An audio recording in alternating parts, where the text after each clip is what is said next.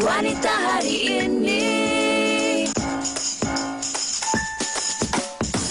Wanita hari ini bijak mengatur, mengurus mata wataknya. Usahawan, ibu, istri, permaisuri. Wanita hari ini di zaman modern masih kekalkan adatnya. Dihormati, disayangi, disanjungi. Wanita hari ini. Assalamualaikum, salam sejahtera. Apa khabar anda semua penonton-penonton wanita hari ini? Salam penuh inspirasi kami ucapkan kepada anda semua. InsyaAllah hari ini saya Fiza Sabjohan dan juga Farid Ahmad akan menemani anda. Wow, ceria memperkenalkan saya. Farid Ahmad. Kena ceria.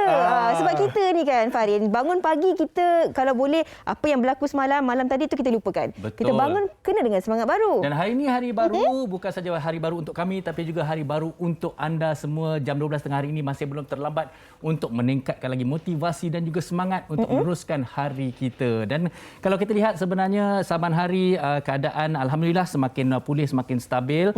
Dan kalau kita lihat kenderaan dan sektor ekonomi juga dibuka seperti nak kata seperti biasa tidak, tapi semakin meriah dari semasa ke semasa. Semakin rancak alhamdulillah. Dan sebabnya kalau di jalan raya itu memang pagi-pagi dah pun ada traffic jam. Betul. Dan saya tengok kalau cakap tentang keceriaan, kita di studio ni juga cukup ceria ditemani dengan juru kamera kita yang memang ceria dan juga bersemangat sebenarnya. Betul. Dan hari ini kami nak terus kongsikan ke anda, walaupun kita cakap tentang kes positif COVID yang saban hari semakin turun. Betul. Alhamdulillah kes positif, tetapi suka untuk kami ingatkan diri kami dan juga anda penonton-penonton, walaupun kes semakin menurun, kadar vaksinasi juga hampir mencecah 90%. Tapi perkara yang paling penting sekali untuk kita titik beratkan, kita berada dalam norma baharu ini, kita hidup dengan virus ini, jadi kita harus terus kekal menjaga dan mengikut SOP yang telah pun disediakan. Dari semasa ke semasa kami ingin juga mengingatkan kepada anda untuk tidak mementingkan diri sendiri, kerana saya kira masing-masing perlu meneruskan kehidupan. Dan kalau Fiza tanya saya lah apa prinsip ataupun kesedaran yang harus kita ambil, mungkin pada saya lah, kalau kita nak orang jaga kita, kita harus juga menjaga orang lain. Itulah dia kita jaga kita. Betul, kita jaga diri kita, jaga keluarga kita, jaga komuniti juga. Dan kadang-kadang kalau ada orang ingatkan kita tu, janganlah kita bersangka buruk. Sebenarnya kita saling mengingati itu sebab takut kita terleka kan, ataupun kita alpa dengan keadaan semasa ni. Okey, itu tentang kes COVID. Dear Fahrin. Oh ya, Dear Fiza. Saya nak tanya sesuatu kepada Dear Fahrin. Ya, saya. Saya suka menonton Dear Cinta yang dilakonkan oleh Dear Fahrin. Ya, itu adalah salah satu drama lakonan saya yang sekarang sedang bersiaran di TV3 jam 10 malam. Dan pada hari ini kita juga cukup bertuah akan bersama-sama dengan salah seorang pelakonnya, heroin saya juga. Kita bersama dengan Nina Harizal sebagai Shasha. Assalamualaikum Nina. Hello, hi. Apa khabar? Baik, alhamdulillah. Dear Nina bertemu dengan Dear Fahrin hari ini di Wanita hari ini. Okey. Nina, mungkin boleh kongsikanlah sedikit kan watak yang dilakonkan Nina dalam siri ini. Okey, watak yang Nina lakukan dalam drama Dia Cinta, Nina membuka watak sebagai Shasha. Shasha ni dia memang adore sangatlah dengan Encik Haris yang dilakukan oleh Abang Farid. Wow. And yes, yang kalau kita boleh lihat Shasha ni dia sanggup melakukan apa saja untuk tackle hati Encik Haris ni. Encik Haris ni Dear Fahrin lah. Yes, Dia Farid. Okey, selain daripada kononnya. Selain daripada Encik Haris, mungkin juga boleh ceritakan antara warna-warni menarik juga cerita ni di antara kedua-dua rakan kepada Shasha ni juga. Nina, silakan. Ni dia. So, Shasha ni dia ada dua orang kawan baik, iaitu Elina yang dilakukan oleh Afira Lloyd dan juga Mimi yang dilakukan oleh Sweet Kismina. So setiap hari diorang akan kongsi masalah cinta masing-masing. Dan tiga orang ni memang kawan baik. So memang saling menasihati, itulah salah satu moral yang sangat kuat dalam cerita ni. Okey, kita juga selain bersama dengan Nina dan juga Farin di studio, Nina di sana, kita juga bersama dengan Matni yang juga membawa watak Adam dalam siri Dia Cinta ni. Hai Matni. Hai, Assalamualaikum, apa khabar? Waalaikumsalam, khabar baik. Okey, Matni boleh kongsikan juga tak? Matni dan juga Nina sebenarnya. Kalau kita lihat dalam siri ni, ada juga pelakon-pelakon yang veteran. yang senior. Contoh macam Fahrin kan? Okey. Senior, bukan veteran. Saja je saya usik ni. Jadi boleh tak kongsikan sedikit lah pengalaman bersama dengan pelakon-pelakon yang lebih senior ni? Susah ke? Ke diri garang kat set ke macam mana sebenarnya?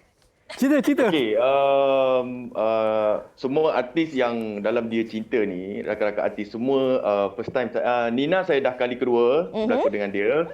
Abang Fahrin kali pertama, Sweet Kismina, Elvira semua kali pertama. So alhamdulillah satu experience yang tak dapat dilupakan lah. Dapat berganding dengan pelakon-pelakon yang hebat kan, hero-hero Melaya dengan heroin. Yang paling penting, tak makan usia. Nina, terima kasih Nina. Nanti abang belanja awak makan. Jangan puji lebih-lebih Nina. Nanti saya takut nanti lepas ni dia tak boleh nak bersiaran pula. Okey, Nina dan juga Matni, kalau kita cakap tentang setiap daripada drama ataupun konsep drama ke telemovie ke, mesti ada unsur-unsur moral yang nak diterapkan kepada penonton-penonton kan. Walaupun Dia Cinta ni merupakan kisah cinta, tapi mesti ada pengajaran ataupun sesuatu sebenarnya yang nak dikongsikan kepada penonton-penonton. Silakan Matni dahulu. Okey, kena tengok sampai habis. Kita ada berapa episod lagi? Hari ini dah episod 14. Kita ada 2 episod lagi sampai malam 16. ni nak esok saja. Malam ni, besok dengan lusa saja tinggal. Jadi banyak pengajaran-pengajaran yang disampaikan dalam drama Dia Cinta ni, seperti dalam perhubungan tu kita mesti ada sifat, kita kena ada tanam dekat diri kita sifat bertolak ansur, sabar dan yang paling penting jangan berputus asa. Okey, kalau Nina pula? Selain itu kita juga kena sentiasa berfikiran positif. Tak semestinya kita gagal dalam sesuatu tugasan, kita tak boleh berjaya on the next task. So kita kena keep berusaha sampailah kita berjaya, and always be positive. Okey. Fahrin, kenapa penonton perlu tonton siri Dia Cinta ni? Soalan tu tadi kepada saya sebagai salah seorang pelakon. Betul, selain daripada apa yang telah dikongsikan oleh Nina dan juga Matni dan juga jalan cerita yang cukup menarik. Memang cerita ni nampak santai tetapi banyak pengisian dan juga moral yang boleh dikongsikan.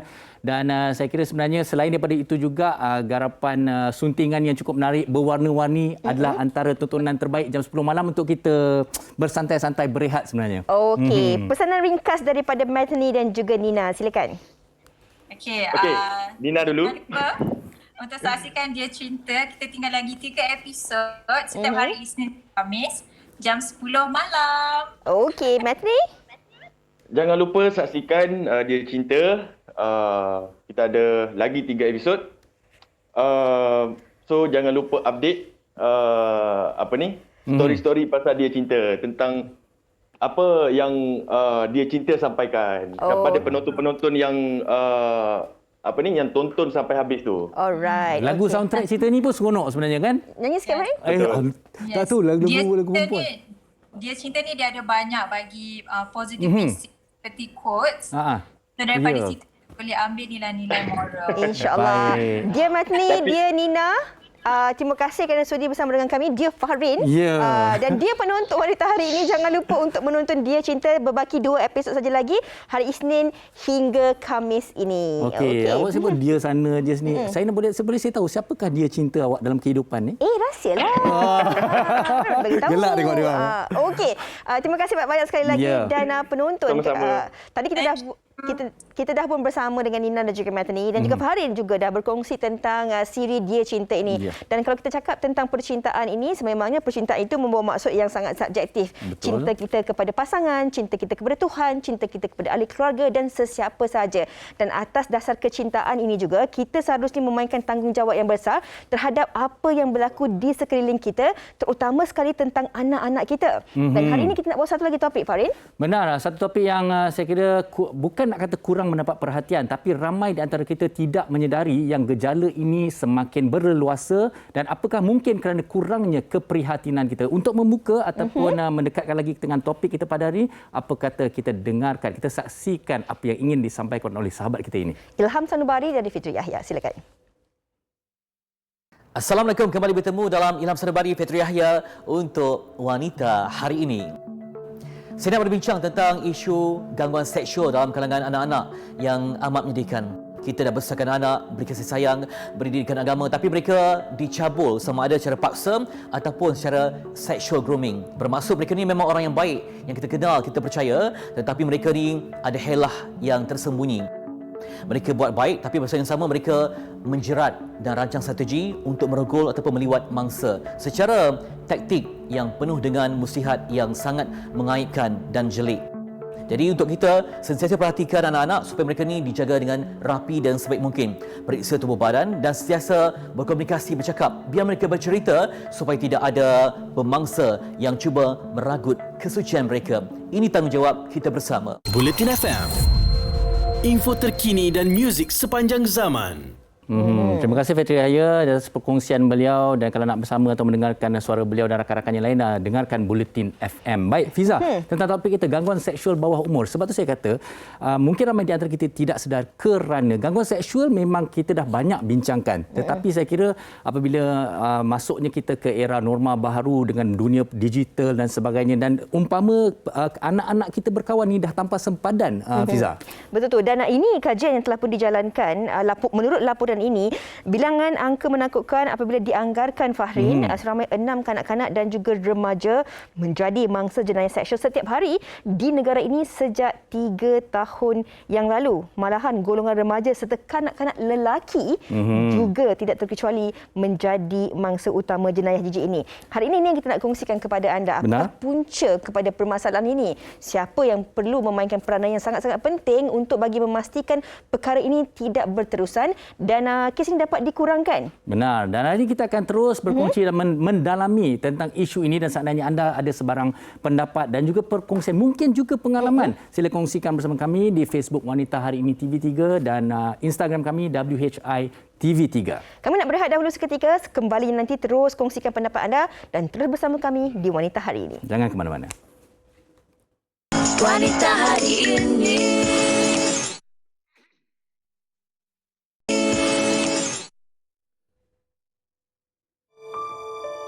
Dianggarkan seramai 6 kanak-kanak dan remaja menjadi mangsa jenayah seksual setiap hari di negara ini sejak 3 tahun lalu.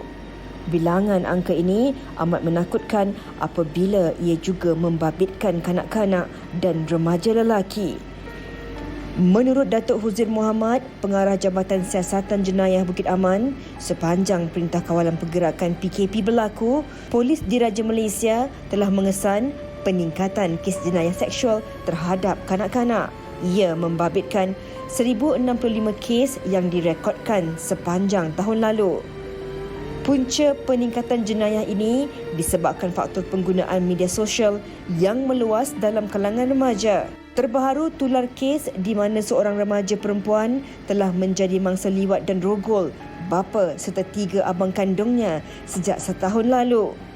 Derita remaja perempuan itu terbongkar selepas mangsa tampil membuat laporan polis. Justru sejauh manakah pemahaman dan kepekaan kita terhadap gangguan seksual melibatkan mereka yang di bawah umur? Apakah tindakan yang perlu diambil bagi mencegah anak-anak yang tidak berdosa ini dari terus menjadi mangsa pemuas nafsu? Laporan ringkas tadi menunjukkan betapa seriusnya sebenarnya gejala ini yang berlaku di dalam masyarakat kita, dan saya pasti apabila serba sedikit apa yang fakta yang kami kongsikan sebentar saja tadi, ramai yang tidak menyangka, ada yang rasa terkejut. Kebanyakan juga kes-kes sebegini dilakukan oleh orang yang rapat dan juga dikenali, Fiza. Saya nak kongsikan satu lagi laporan daripada Harian Metro tentang pendedahan menakutkan dan pastinya menggerunkan golongan ibu bapa yang memiliki anak perempuan. Hasil kajian yang dijalankan oleh Polis Diraja Malaysia di mana 9 daripada 10 remaja perempuan bermasalah yang ditemu bual mengaku ketagih seks walaupun menyedari perkara itu melanggar moral dan juga berdosa di sisi agama. Dan ini yang kita nak bincangkan hari ini, perkara yang menakutkan dan juga menggerunkan seperti yang Farin kongsikan itu tadi, dan kadang-kala perkara ini juga boleh berlaku dalam kalangan orang yang kita percayai dan yang paling rapat dengan kita. Betul. Dan untuk berbicara dengan lebih lanjut lagi tentang isu ini, kita bersama bersama dengan dua orang tetamu kita yang telah pun terhubung dalam talian ketika ini. Hari ini saya ditemani dengan jejaka-jejaka. 3 orang 3 orang jejaka. Kita bersama dengan Profesor Datuk Dr. Muhammad Fazil Cik Din selaku pakar psikologi dan juga kaunseling daripada Universiti Pertahanan Nasional Malaysia. Assalamualaikum, apa khabar? Waalaikumsalam warahmatullahi. Terima kasih Fiza dan Fahrin. Terima kasih. Dan yang sentiasa segak bergaya penuh fokus di sana ialah Tuan Kamal Effendi Hashim, penganalisis jenayah, terus bersama dengan kita. Assalamualaikum Tuan, apa khabar? Waalaikumsalam warahmatullahi wabarakatuh. Sihat. Sihat, Harap ya? semua masih mengekalkan sihat, ya. Alhamdulillah. Okey, saya confused tau tengok Tuan dengan Prof dengan Fahrin. Macam mana satu macam Fahrin, mana satu Prof, mana satu Cik Kamal. Sebab nampak Jangan keliru Saya ingat Nizal. Saya ingat Nizal Muhammad. Betul juga. Nizam Muhammad. Sedak dia tu. Okey, kita dah gurau-gurau tapi penonton, ini kita nak kongsikan tentang topik ini, isu yang serius yang harus dititik beratkan dan diambil peduli oleh ramai dalam kalangan masyarakat kita. Kita mulakan dengan Prof dahulu. Kalau kita bercakap tentang jenayah seksual, tentang kes seksual ini, kadang-kadang kalau cakap tentang jenayah seksual ini, apa yang orang faham, yang kita faham secara umumnya tentang berlakunya persetubuhan antara dua pihak, lelaki dan juga perempuan. Tetapi apa yang sebenarnya perlu difahami oleh masyarakat tentang jenayah seksual ini, Prof? Okey. Pada pandangan ahli psikososial, kita mesti meletakkan agenda tingkah laku kan, yang anti kepada yang tidak memihak kepada perlindungan, pendidikan, penjagaan dan keselamatan kanak-kanak itu sebagai agenda yang sangat tinggi. Okey, bermakna kita sebagai orang dewasa, tambah pula sekarang ni kan kita bercakap tentang keluarga Malaysia dan sebagainya kan, bermakna institusi keluarga itu adalah institusi yang mesti melindungi, mesti memelihara, mesti mendidik, mesti menjaga dan juga mesti memastikan keselamatan kanak-kanak itu pada tahap yang paling tinggi. Apa saja elemen, apa saja keadaan yang akan mencabul perlindungan ini, akan menjahanamkan penjagaan ini, ibarat seperti hagakkan pegar makan padi, dan juga mengharapkan ibu bapa untuk nak membantu tetapi tidak membantu. Kerana saya risau sejak daripada kajian yang saya buat di dalam buku yang ni dengan pakar sosiologi Dr. Khadijah Alawi tentang penderaan kanak-kanak dan cara mengatasi. Buku ni tahun 2010, dah 10 tahun dah. Sehingga hari ini kes tu masih sama trend dia. Bermakna peningkatan ada tetapi dia punya pelaku dia adalah sama. Kalau kita tengok ni sini kan Fiza dan Fahrin, pelaku penderaan adalah ibu bapa, ibu tiri, bapa tiri, adik-beradik, saudara mara, pengasuh, jiran. Mereka yang ada di dalam lingkungan orang yang menjaga, diharapkan menjaga. Kerana itulah dia. Apabila kita menjaga hubungan antara seorang individu dengan individu yang lain adalah rapat. Jadi apabila mereka rapat, bermakna akan ada satu garis di mana kita tak tahu adakah garis ini selamat kepada kanak-kanak ataupun garis inilah yang menjahanamkan kanak-kanak. Ini yang kita nampak. Sebab apa? Sebab ibu bapa dia tu kandung sendiri ke atuk saudara mara yang rapat, kita harapkan mereka akan jaga. Tetapi apabila kita menyerahkan hak penjagaan tersebut, mereka telah pun mencabuli, memanipulasikan hak tersebut sehingga menggunakan kanak-kanak itu untuk nak memuaskan dia punya rasa dan sebagainya. Ini nanti Haji Kamal akan dapat kupas lagi lah. Baiklah. Baik, okey, kita dah beralih kepada Tuan Kamal. Kalau kita lihat tentang penulisan buku tersebut dan sehingga ke hari ini hampir dah 11 tahun pun trendnya sama. Tapi saya kira trend itu juga dah semakin berbeza dengan perkembangan teknologi digital dan sebagainya, yang bukan hanya pihak-pihak yang rapat tetapi kali ini dia dah lebih meluas. Siapa-siapa sahaja boleh memberi gangguan seksual kepada anak-anak bawah umur ini, Tuan. Ya, tepat sekali apa yang dikatakan oleh sahabat lama saya, ya, Prof. Datuk Dr. Muhammad Fazil tadi tu betul. Ya. Dan kemudian saya ingin tambah lagi bagi dia memulihkan supaya kita faham dia punya perspektif. Baik, ya benar kita ada satu trend yang menyeluruh berkenaan kanak-kanak ini dan kelihatan besar. Satu lagi cara untuk kita membacanya ialah mengetahui bahawa secara agresif masyarakat banyak melakukan aktiviti-aktiviti kesedaran, intervensi dan akhirnya menyebabkan statistik atau data ini bertambah. Ini harus kita akui, maknanya dia bertambah juga kerana kejayaannya di situ dalam melaporkan kepada pihak berkuasa. Kalau dulu ramai orang tak laporkan, mungkin PM tepi ke settle tepi, tak tahu. Data ini juga memberitahu bahawa indikator integriti masyarakat itu semakin baik. Kita menolak budaya-budaya yang ataupun elemen-elemen jenayah dan kemudian kita bawa benda ni untuk ke muka pengadilan. Kepada soalan Farin tadi, ya, teknologi memainkan peranan di sini, sebab itulah ada kita panggil criminogenic contentnya di situ. Dan kita harus ingat apa yang perlu kita atasi bukan masalah teknologi, bukan masalah yang lain-lain berkaitan dengannya. Ia hanya satu persediaan. Kita kena ingat 3C ini. Nombor satu, contact. Bagaimana monster ni, raksasa ni menghubungi sasarannya, mencari sasaran, so contact. Yang kedua, content. Apa saja hubungan di dalam yang dibuat dalam WhatsApp atau PM atau medsos yang lain ini, kontennya, kandungannya. Dan yang ketiga, fasa seterusnya mereka akan buat control, kawalan. So ini 3 steps ini yang kita masing-masing boleh memainkan peranan pencegahan dan pencelahan. Saya ulang balik semula. Satu, kontak. Bagaimana mereka melakukan kontak itu. Yang kedua, konten perbualan mereka. Yang ketiga, control element. Setelah mereka berjaya semuanya, dia control mangsa. Ini yang kita patut risaukan. Okey. Apa yang Tuan Kamal katakan tentang 3C, kontak, konten dan juga kontrol itu tadi. Dan ini juga mungkin ada berkaitannya dengan kalau kita lihat kes-kes gangguan seksual yang berlaku dalam kalangan kanak-kanak ni lebih banyak terdorong daripada orang-orang yang kita kenali, yang kita percayai, yang kita tak sangka bahawa mereka ini boleh melakukan perkara-perkara tersebut. Ini mungkin disebabkan oleh kerana kepercayaan, konten tu tadi, kontak juga. Kita ni kontak rapat kan. Maksudnya kita ni memang takkanlah dia nak buat sebab dia penjaga, dia orang yang paling yang menyayangi anak-anak tersebut. Ini kita nak kongsikan kepada penonton juga, Prof dan juga Tuan Kamal. Apa yang kita perlu kongsikan? Kadang-kadang kita ni dalam zaman hari ini, dalam kita nak mempercayai sesiapa sahaja pun, perlu sedikit ada rasa curiga. Sebab kadang-kadang kita ni terlalu mempercayai orang sampai kadang-kadang adab dan batas tu pun perlu dititik beratkan. Maklumlah dalam agama sendiri, umur berapa dah harus diasingkan tempat tidur, janganlah bagi abang ataupun ayah mandikan anak perempuan dan sebagainya. Ini mungkin Prof nak kongsikan perkara yang juga perlu dititik beratkan, mungkin terlepas pandang dalam masyarakat kita. Okey, ini yang dinamakan sebagai satu garis nipis, the thin line antara orang yang kita harapkan dipercayai dengan orang yang akan memanipulasikan keadaan di mana pada surface-nya memang sukar untuk kita nak nampak. Sebagai contoh, sahabat saya kan depan ni, Cik Kamal kan, memang wajah cantik, handsome, manis. Saya percaya 100%.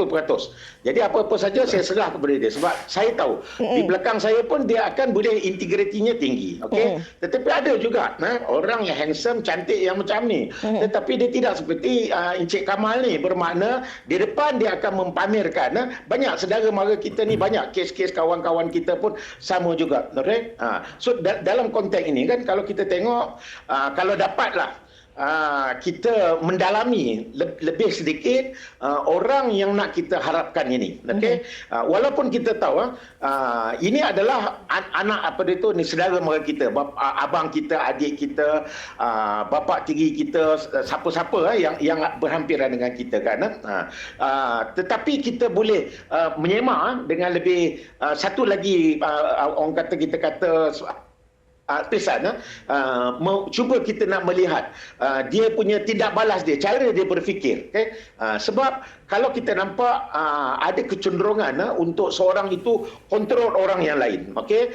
Ataupun ada kecenderungan untuk dia gagal untuk nak mengurus kemarahan dia. Kita tahu dia abang kita, kita tahu dia orang yang kita percayai selama ni. Tetapi kalau dia ada ciri-ciri untuk gagal nak mengurus kemarahan dia, gagal untuk nak kawal diri dia dan orang lain, okay? dia kurang simpati, kurang empati, suka salahkan mangsa dan sebagainya. Tetapi dia tu abang kita. Tetapi dia tu orang kita hormati. Okey. Tetapi kita kena mengambil kira semua ini supaya kita dapat membuat satu kesimpulan bahawa orang ni betul kita hormati, orang ni betul kita boleh harapkan. Tetapi dalam keadaan-keadaan tertentu kita tak boleh nak menyerahkan elemen-elemen penjagaan, perlindungan dan sebagainya kepada orang yang begini. Ini yang kita kena adalah kemahiran-kemahiran macam tu, Fiza. Tapi kadang-kadang sebab kita terlalu percaya, ini orang-orang yang kita percayai, kita kena ada elemen sebegitu dan sebagainya. Tuan Kamal mungkin boleh kongsikan. Kadang-kadang kalau perkara-perkara ini diadukan pula kepada ibu bapa, katalah anak-anak itu dibuat dia ada gangguan seksual terhadap anak-anak itu, dia katalah sebenarnya pak cik ni buat. Tapi kadang-kadang ibu bapa yang sukar untuk mempercayai perkara ini dan menidakkan kenyataan tersebut sehingga menyebabkan kanak-kanak itu menjadi trauma dan akhirnya boleh menjadi depresi dan juga boleh mengakibatkan ketagihan seksual kepada anak-anak ini. Betul. Tuan Kamal, boleh kongsikan Tuan Kamal? Kamal, okey silakan Kamal. Okey. Baik, dia begini ya. Kita selalu melihat manusia seperti mana kata doktor tadi. Kalau handsome tak boleh buat jahat. Kalau orang handsome macam Farin, maka boleh. Dia kata contoh ya. Contoh ya. Lelaki jahat, perempuan tidak. Stereotyping ini yang bahaya. Tetapi untuk mengenali siapa penjenayah, itu memang jurusan kepada Prof kita lah. Saya akan melihat kepada kenapa dia jadi mangsa. Kenapa anak nombor 3 bukan anak nombor 2. Di mana tempatnya. Sebagai orang awam, bila kita baca satu berita tu, jangan tengok sensasinya, jangan tengok kesiannya. Tetapi empati kita hendaklah diletakkan di tempat yang tertentu. Kita baca kejadian di bilik air. Anak nombor berapa. Jadi di sini minat bagi saya kenapa sasaran begini bukan sasaran yang itu. Okay? Yang kedua, kepada soalan Fiza tadi, siapa yang patut kita percaya dalam perkara ni? Jika kita tidak mempercayai kata-kata anak itu, ia bererti kita memberi keyakinan kepada penjenayah untuk terus melakukannya. Nah, jika itu yang kita nak, silakan. Jika tidak, ada saja aduan ni, kita boleh berhubung dengan 15999 misalnya. Bagaimana susu galuh apa nak buat. Kita juga boleh bawa terus anak ini ke One Stop Crisis Center di hospital-hospital besar. Cik Ma, Cik Tema, Cik Lah kat luar sana, One Stop Crisis Center, OSCC. Bawa anak-anak ni tadi terus ke OSCC sana, di situ akan diproses ada berlaku ke kejadian seksual ke sentuhan-sentuhan dan sebagainya. Maka di sinilah saya nak beritahu juga di 11 di Bukit Aman sana, Puan Siti tu ya. Mereka bertungkus lumus untuk membantu keterangan saksi kanak-kanak ini boleh digunakan di mahkamah. Dan di tempat mereka sana ada, di Bukit Aman sana ada rumah khusus untuk interview. Bukan macam biasa, macam orang dewasa ambil statement, ada patung. Jadi anak-anak ni akan tunjuk bahagian mana. Jadi ini adalah sebahagian daripada apa yang dilakukan oleh kerajaan kita. Tetapi kita sendiri hendaklah mempunyai the desire, kemahuan untuk belajar mempercayai apa kata kanak-kanak itu. Baik, okey. Sebentar saja lagi saya nak menambah satu lagi soalan yang mungkin mencabar sedikit. Okey, tapi sebelum tu, apa kata kita lihat terlebih dahulu satu perkongsian pengakuan daripada kisah benar yang disediakan oleh wartawan kita. Silakan. Harapkan pagar, pagar makan padi. Itulah ungkapan yang wajar untuk menggambarkan situasi di mana seorang remaja yang hanya mahu dikenali sebagai Ayuni, 18 tahun, telah menjadi mangsa pemuas nafsu abang tirinya sejak 2 tahun yang lalu. Waktu kejadian, saya berusia 16 tahun. Waktu tu saya duduk seorang dekat rumah sambil tengok TV sebab mak dengan ayah saya keluar untuk kerja. Dan tiba-tiba abang tiri saya balik. Waktu tu saya rasa macam pelik sebab selalunya abang tiri saya akan terus masuk bilik. Tapi hari tu dia terus duduk di sebelah saya. Tapi saya rasa tak selesa sebab saya rasa lama kelamaan dia semakin rapat dengan saya sampailah tangan dia dekat sebelah bahu saya. Waktu tu saya cakap dekat dia yang duduk jauh sikit sebab saya rasa macam tak selesa. Dan dia cakap macam dia nak manja-manja je dengan saya. Saya rasa macam pelik sebab hubungan kami taklah begitu akrab. Saya rasa tak selesa dan saya terus lari untuk masuk bilik.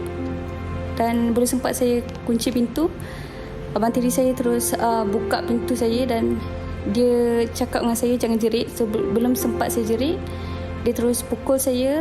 Saya dah jadi mangsa dia selama 2 tahun. Dan dia cakap kalau saya mengadu dekat mak saya, dia akan cuba untuk bunuh mak saya. Tapi senyap-senyap saya cuba juga untuk mengadu dekat mak. Tapi mak tak percaya. Mak cakap saya cuma nak burukkan abang tiri saya. Sampailah umur saya 17 tahun. Saya pregnant. Dan barulah mak percaya. Dan lepas tu mak bawa saya ke pusat perlindungan.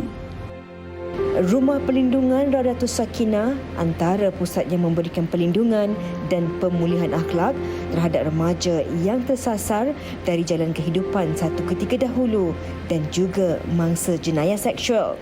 Yang masuk ke Raudatul Sakinah ini kebanyakannya yang dirujuk kemungkinan besarnya daripada sekolah. Dan ada juga di kalangan mereka ini daripada hospital, Jabatan Agama, Polis Diraja Malaysia dan juga yang datang sendiri. Tapi walau siapa pun yang merujuk mereka, ibu, ayah ataupun penjaga mesti datang bersama. Seramai 35 remaja dalam lingkungan umur 12 hingga 25 tahun dibimbing dan diberi motivasi selama lebih kurang 2 tahun sebelum mereka dibenarkan pulang.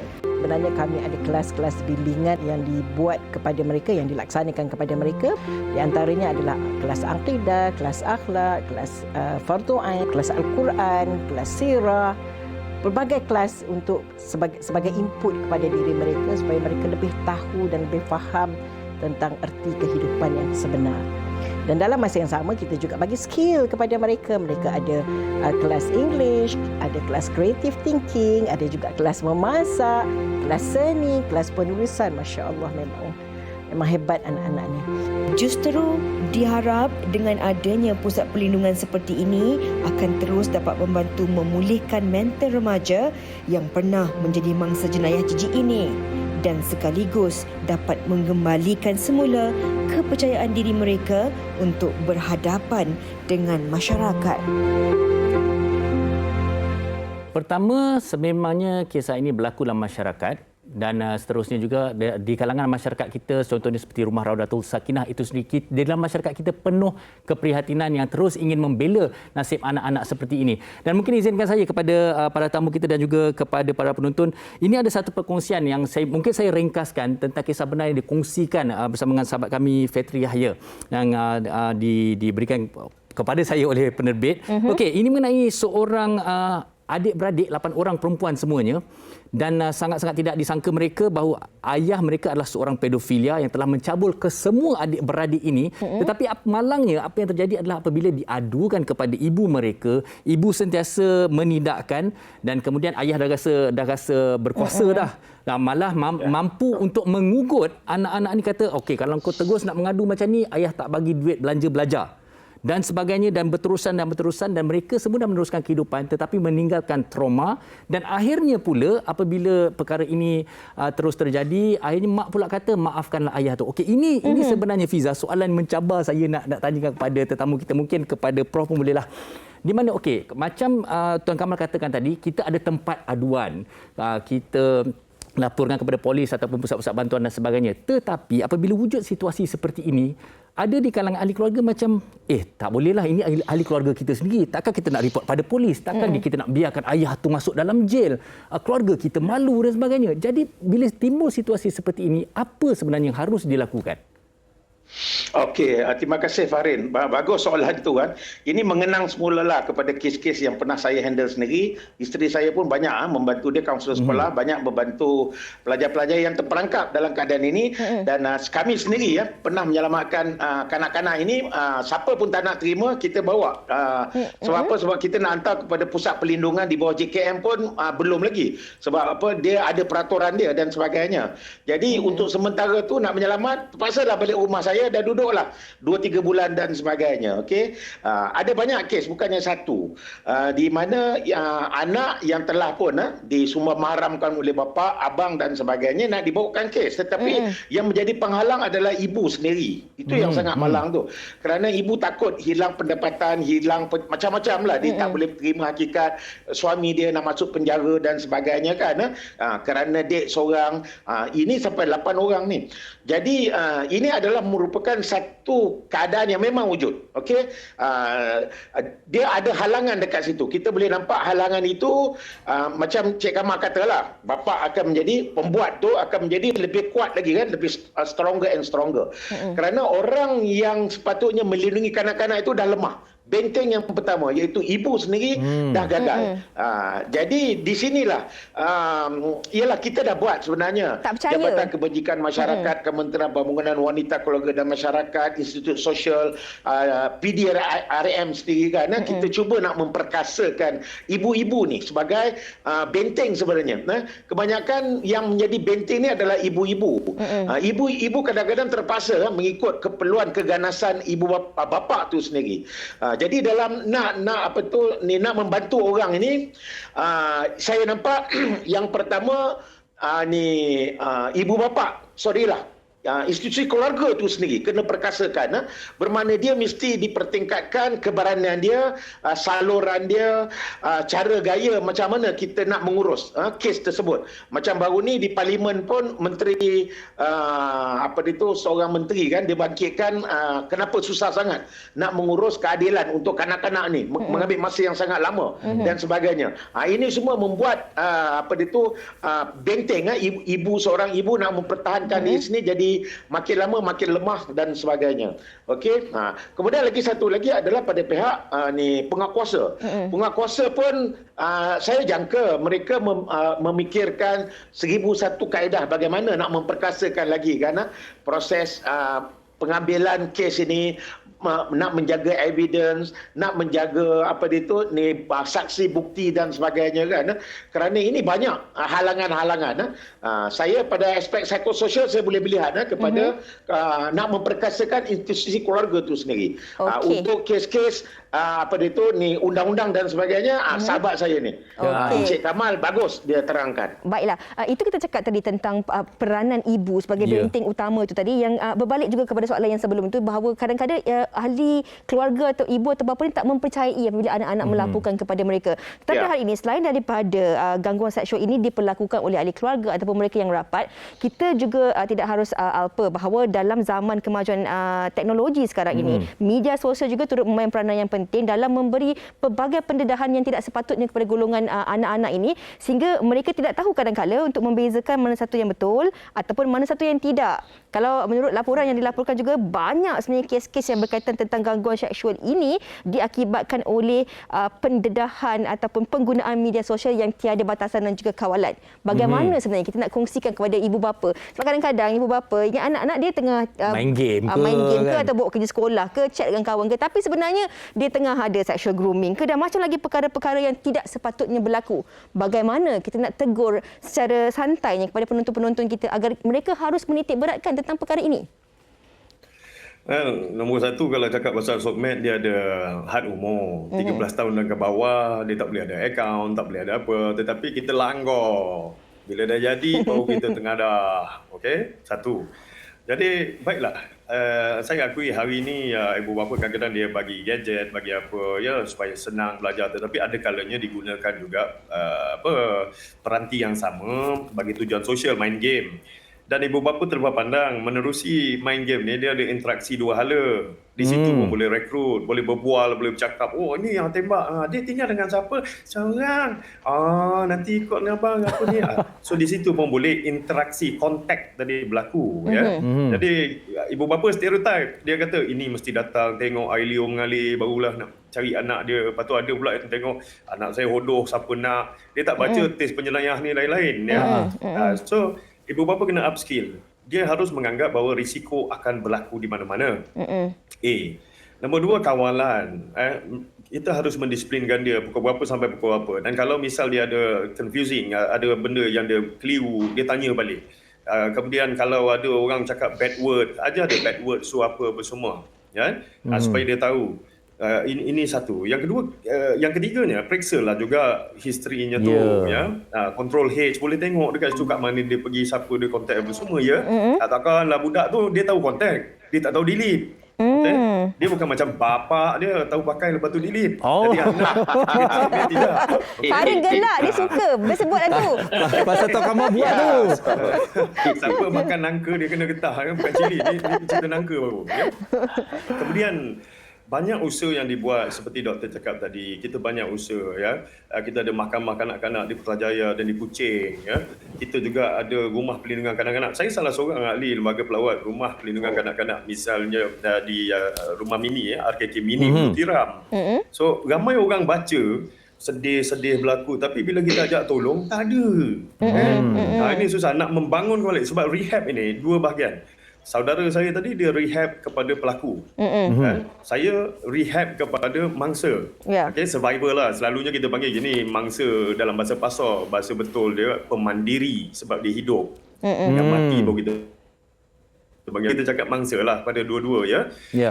Begitu juga kalau confuse, tak tahu apa nak buat, anak ni nombor 8 bapak saya selalu buat, abang saya, atuk saya, pick up the phone, telefon 15999. So case officer will be assigned to you, Jabatan Kebajikan Masyarakat, untuk define lagi problem tu dan kemudian untuk dia menyiasat perkara tu. Ada asas dia akan ambil tindakan. Ya? Kemudian kita juga ada pihak-pihak swasta, saya harap bangunlah. Walaupun hal ini, bidang jenayah ini tidaklah menghiburkan ya, seperti mana entertainment atau lain-lain bidang, tetapi sama-samalah kita tampil membantu. Ini asyik-asyik. Kalau kita nak panggil ni, mengemis tau. Kalau untuk pemulihan mangsa ni, mengemis. Bukan senang orang nak bagi, nak sponsor, nak taja. Adalah 2-3 syarikat juga. Saya pun sedang berbincang ni kan. Jadi, ini usaha-usaha yang boleh kita lakukan. Kita juga ada di peringkat daerah. Ini peranan ni saya nak minta kepada siapa yang menonton yang merupakan ahli pasukan pelindung kanak-kanak daerah. Tonjolkan diri anda main peranan di dalam masyarakat. Begitu juga pasukan kebajikan kanak-kanak, tampil. Kita jawatan itu datang dengan amanah. Maka kita harus melakukannya ya. Ini salah satu daripada jambatan yang kita perlu lalui, perlu kita bina bersama-sama membentuk keluarga Malaysia. Okey. Baik, kita ingin mengucapkan sekali lagi terima kasih kepada kedua-dua tamu, ringkas, padat tapi sedikit sebanyak memberi kesedaran kepada kita semua. Terima kasih sekali lagi kepada Tuan Kamal Effendi Hashim dan juga Profesor Datuk Dr. Muhammad Fazil Cik Din kerana bersama-sama kita pada hari ini. Kalau ikutkan tak puas, ada banyak lagi perkongsian soalan yang nak ditanyakan kepada kedua-duanya. Tapi kita ambil rumusan yang ringkas. Kalau ada berlakunya kes-kes sebegini, jangan lupa untuk dial 4 nombor ini saja, 1599. Laporkan. Jangan simpan, jangan takut, keluar, bangkit dan anda berhak untuk mendapatkan pengadilan dan pembelaan yang sewajarnya. 1599. 999. Baik, terima kasih sekali lagi. 999. Tuan Kamal dan juga Prof. Baik, sama-sama jumpa lagi. Terima kasih. Sama-sama. Jadi Fiza, kita yang lebih dewasa ni, kitalah sebenarnya yang harus melindungi kanak-kanak bawah umur ini. Betul. Anak-anak ini merupakan satu amanah yang mana kita harus belai jaga mereka sebaik mungkin kerana mereka lah pemangkin untuk masa hadapan ini. Dan yang paling penting sekali, ingat satu nombor tu 15999. Ada 39. Okey, kita nak berehat dahulu seketika. Sekembalinya nanti kami akan bersama dengan anda di Wanita Hari Ini. Jangan ke mana-mana. Wanita Hari Ini. Kembali bersama kami di Wanita Hari Ini dan hari ini kami nak kongsikan sesuatu kepada anda. Kalau kita lihat dalam keadaan kita sekarang ini, ramai yang cukup terkesan dalam keadaan pandemik. Tetapi kita juga harus bersyukur kerana ramai juga dalam kalangan rakyat Malaysia yang sememangnya berjiwa besar dan sangat sudi untuk membantu antara satu sama lain. Adakah anda telah menonton video oleh Naim Daniel yang turun padang dan sama-sama jaga individu di sekelilingnya?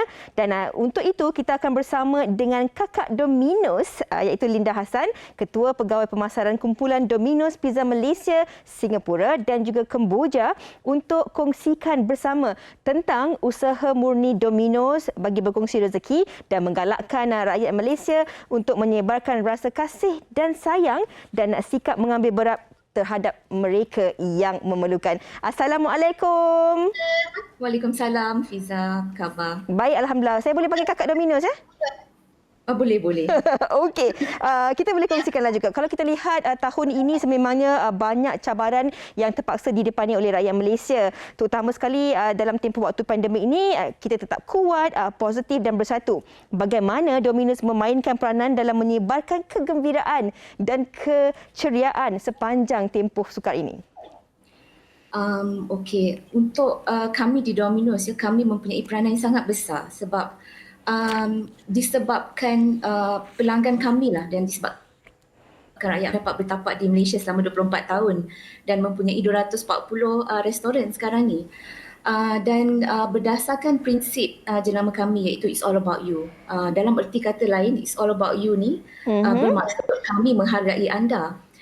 Cara-cara Domino's menghargai customer ni terbahagi kepada 4. Yang pertamanya adalah memberikan nilai yang terbaik melalui produk, servis dan juga harga.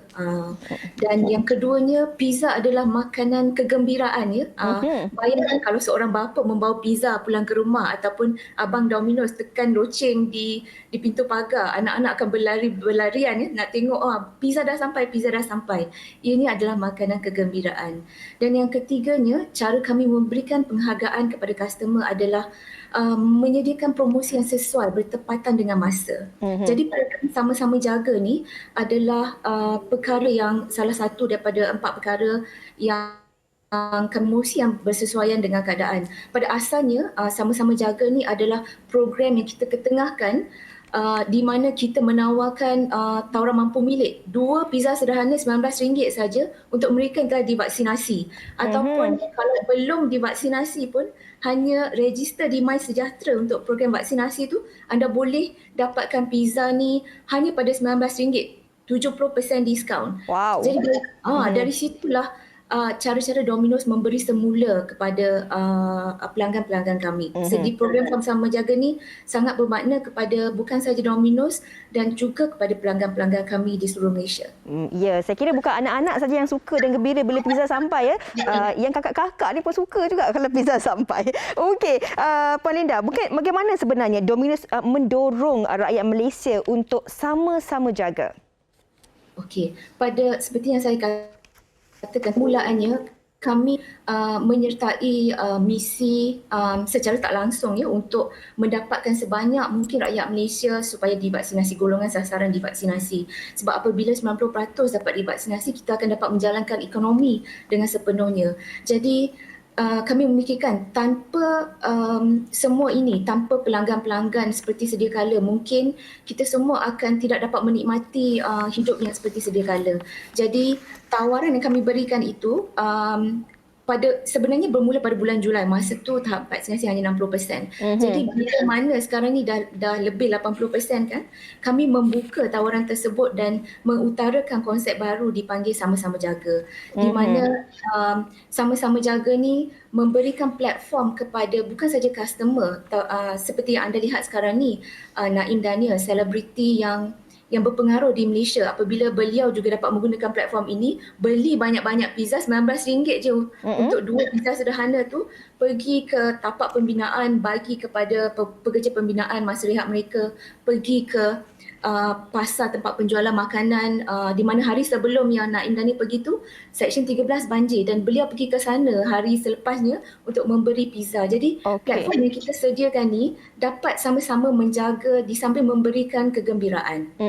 Jadi kita nak tahu jugalah setakat ini sejauh mana Domino's telah membantu memberi semula kepada masyarakat. Okey, yang tadi saya cakap cara penghargaan Domino's salah satunya dari segi promosi yang menarik. Cara yang keempat selalunya yang kita buat ialah aktiviti CSR. Kalau kita lihat semula tahun lepas, masa kita mula-mula dilanda pandemik, masa tu kami sebab Domino's ni kebanyakan abang dan kakak Domino's kami berada di jalan raya sebab menjalankan penghantaran. Jadi bila mereka melalui jalan raya tu, mereka akan berjumpa dengan roadblock. Kalau kita fikirkan, abang polis, abang askar, mereka juga adalah frontliner. Jadi salah satu cara kita pada tahun lepas ialah menyumbangkan pizza kepada mereka yang berdiri di tengah panas mungkin 8 jam di bawah payung kecil itu.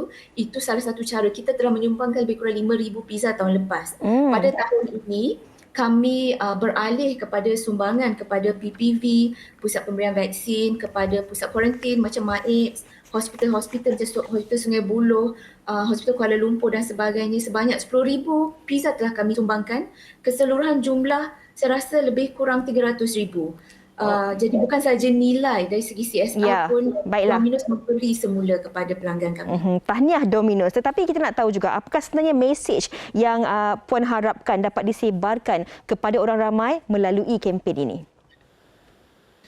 Kami di Domino's sebagai sebuah jenama dan sebuah company yang sekarang ini mempunyai lebih kurang 3,000 lebih pekerja yang terdiri dari kalangan anak-anak Malaysia.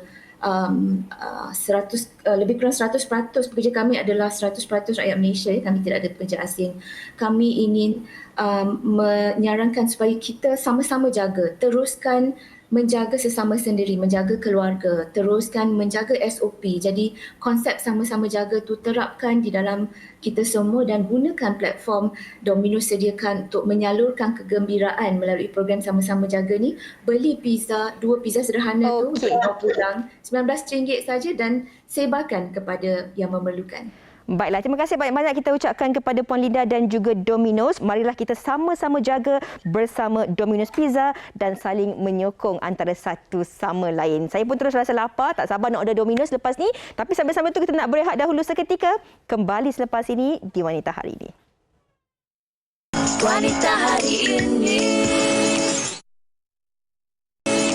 Okey, terima kasih kerana bersama kami sepanjang siaran ini. Tadi sebelum berehat tadi, Fiza kata apa? Pizza datang, semua orang gembira. Saya gembira kalau Fiza datang. Semua orang di Seri Pentas ni gembira. Yang ini pun. Kita dah sampai di penghujung siaran Wanita Hari ini. Daripada awal sampailah ke hujung siaran ini, kami harapkan setiap apa daripada satu perkongsian kami ini dapat memberi manfaat yang sangat-sangat berguna buat anda. Sebab kadang-kadang kita ni, walaupun dalam keadaan ataupun situasi tertentu, Fahrin, kita tak suka orang tegur kita. Jadi kadang-kadang untuk kita dapatkan maklumat ini melalui pembacaan dan juga kami harapkan perkongsian kami sebegini sedikit sebanyak dapat membuka mata anda, minda anda untuk keluar daripada masalah yang dibelenggu oleh jadilah anda. Masyarakat yang prihatin. Esok saya dan Hawa akan kembali bersama dengan satu topik yang juga menarik yang ramai yang ingin tahu, iaitu mengenai hibah perlu atau tidak. Hibah tu hadiah kan? Ada lebih. Tapi kadang-kadang itu yang orang tanya, lebih ke ini hak siapa? Boleh itu ke, yang kita bincangkan. Boleh dicabar ataupun tidak ke? Dia akan boleh berlaku selepas kematian ataupun sebagainya. Jadi pastikan temu janji anda bersama dengan kami esok di Wanita Hari Ini. Jaga diri. Assalamualaikum. Bye. Usahawan ibu istri permaisuri. Wanita hari ini di zaman modern masih kekalkan adatnya. Dihormati, disayangi, disanjungi. Dia usahawati aliran masa kini. Dia penyambung warisan Sri Kandidia. Lemah lembut baik budi pekerti, tapi sekal hati dia tambah berani pendidik. Puteri dalam hal jati diri dia, permaisuri kepada si suami, kepada anaknya. Dia ratu di